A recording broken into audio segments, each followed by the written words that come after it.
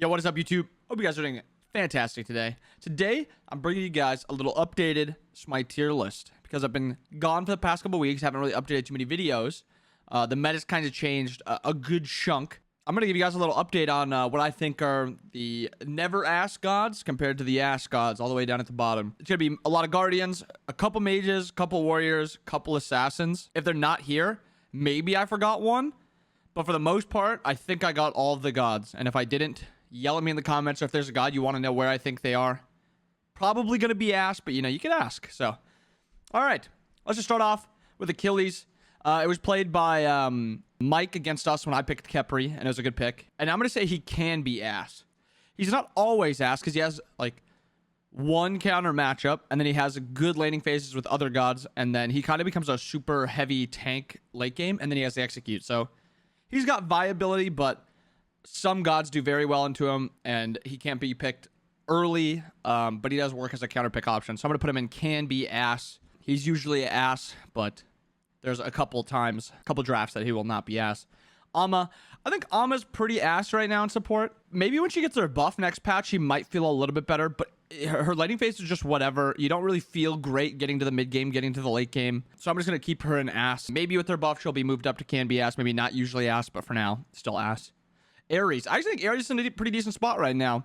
He is not usually ass. Sometimes he can be. He has a good handful of counter matchups. But, you know, he's a good pick. His kit right now is really good. He builds well. So I'm going to throw Ares in not usually ass.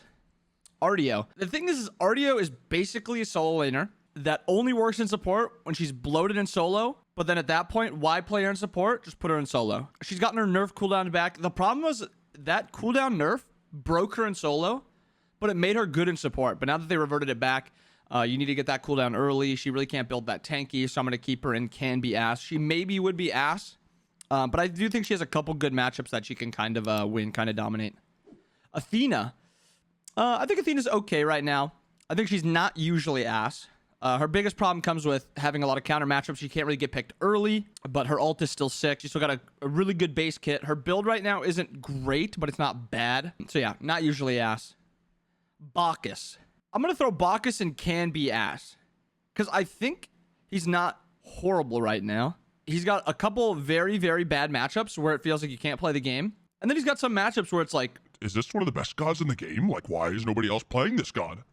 But the problem is if he gets picked early, there's a bunch of mages you can pick that just on him, a bunch of assassins you can pick that just on him, a bunch of supports, ADCs that you can pick that just on him, and same with ADCs. And that's kind of the problem with Bacchus is he just got too many counter matchups, too many bad matchups that he doesn't want to play against. Baron support right now is ass. If you guys have watched my videos for a while, it's been my complaint that mages don't have that good item to build and support. You build Thebes, you're lacking in cooldown and power, so your abilities do nothing, and they're very long cooldowns. You go binding, well, you got a little pen, a little bit of power, some prots, but you have no health, no cooldown. Pridwen, you've got a little bit of everything, but no power and no health. Like, there's just no item that kind of fills that role as, like, this makes me feel good early. Because mages need all that stuff in support. They need a little bit of power, a little bit of health, a little bit of prots, a little bit of cooldown. Like a Witchblade X-esque item with a little bit of power and some prots. But the problem is there's probably never going to be an item like that, so mage spikes are always going to be pretty bad. All right, Cabrakan.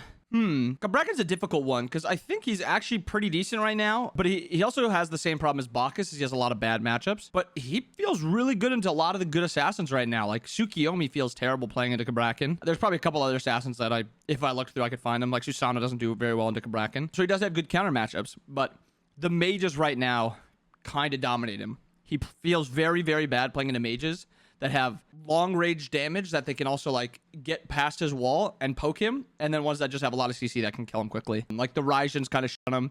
It's really hard hitting Thoth with your cage because he just gets away. Soul just kind of disapparates, gets away. Scylla dashes underneath. There's a bunch of other mages. Janus just sits near the wall and he's fine. If Afro starts getting played though, he has a good matchup into Afro. So maybe you'll see something like that. But like Purs can get away. Merlin can get away. A lot of those top mages just have a way to get past Cabrakan wall. Cerb.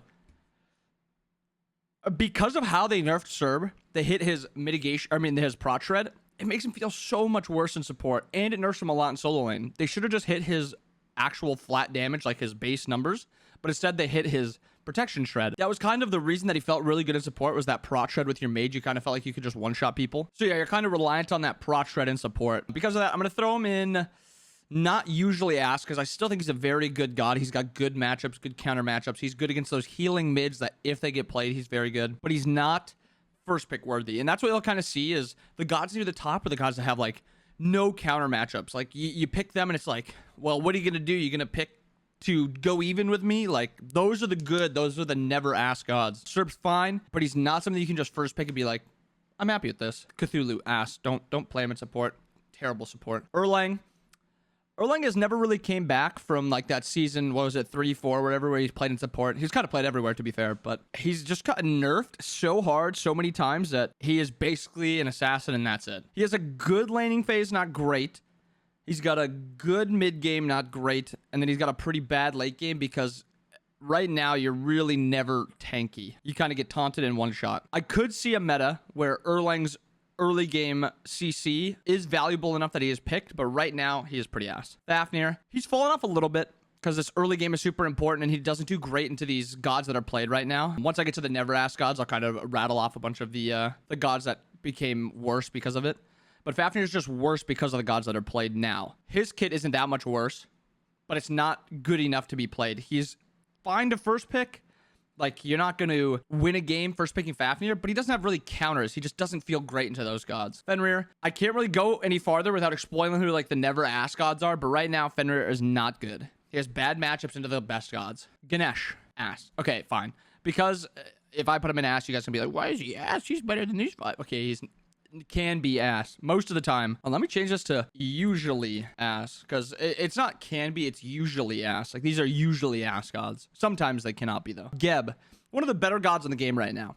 Geb has very few counters. He kind of gets to the late game for free. His ult damage helps him in the early game, and then his shield, everyone knows, the Geb shield late game, the biggest CUCK ever. So we're going to throw him in rarely ass.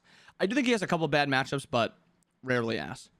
Guan, I actually don't think Guan's bad right now in support. I think he's usually ass, but there's some matchups where he actually feels pretty good. His laning phase is fine. You get to late game, you're Guan Yu. We'll throw him in usually ass. I think the problem with warrior supports, it's the same problem that the mages have. They don't have that early game option that feels really good. Sledge was that item, and it felt unreal. Now you go Thebes, and you're like, well, why am I playing a warrior? Like, my kit isn't doing that much damage. Like, I could have just been a guardian at this point. So you either kind of have to go like a Blackthorn or something to not be tanky, or go Thebes and then not really do much outside of be tanky. So that's the problem with warriors right now. And Herc is kind of the same thing. A little bit like Fenrir, he has bad matchups right now, and warrior supports just don't have that good item. Horus, same thing. A little bit more kill potential than the Herc, but Herc's a little bit better late game in my opinion right now. Khepri, another good god. I don't know if he's... I might have to come back to Khepri, because I don't know if I'm going to put him in rarely ass or not usually ass. Because maybe he's like the bottom side of rarely ass, because he is harder to play in most matchups than Geb is. He has slightly better laning phase than Geb, than in just about anything else Geb just does better. I'll throw him in rarely ass for now, but he does have bad matchups. Kumba, ass. Kuzumbo, usually ass. He's bad into healers, and his laning phase isn't great right now. His mid game is fine. His late game is unreal. But it's just kind of hard to get there. And then he's pretty bad into healers, which are at like the top right now. So I'm just going to place all the gods that are like kind of never ass right now. Like these three gods are three of the best gods in the game right now. It's just like that healing early is insane. It's just so strong to be able to abuse that early and just not lose a matchup just because you're getting poked a little bit. Like, you poke a little bit with Sylvanas, you heal up, you won that trade. Terra, you poke a little bit, you heal up, you won that trade. Or you all in and just win the outright 5v5 because she has one of the best ults in the game. Umoja, kind of the same thing as Terra, except her cooldown on her ultimate is a little bit higher. 140 seconds, so you have to, like, kind of wait longer. But she's still fine. Odin, just put him in solo. I mean, he's really not a bad support. He kind of just lives a lot. He's got decent lockdown, decent damage, but he... just put him in solo. Serket, pretty bad right now. Bad into these two gods, bad into these three. Kind of like the problem with a lot of these warriors that are just bad into healers. Serket, you want to be able to kill one person. You can't kill these three. They're all too tanky, and they have good CC for her. And then you can't really kill anyone when these two are the other team. Sobek, he's probably on the bottom side of rarely ass. He can be picked. He has really no counter matchups. He kind of wins the laning phase for free just because of his threat of his pluck, except against Terra. So he's rarely asked, but he's just not a very good top pick because you're just not getting a ton of value on him. It's just something where, you know, you used to pick Chalk to just kind of stalemate the solo lane. That's kind of what you pick Sobek for. You stalemate that solo, or support duo, not support lane. Xing, not usually ass, because these gods are gods that scale better. So you want to pick them for the late game, other than Sobek. These five you want to pick for the late game, kind of. Maybe Sylvanas a little less. And that kind of gives you like a free Xing Chen to the late game, which is something that feels really good. Pretty bad laning phase, pretty bad mid game. Outstanding late game though.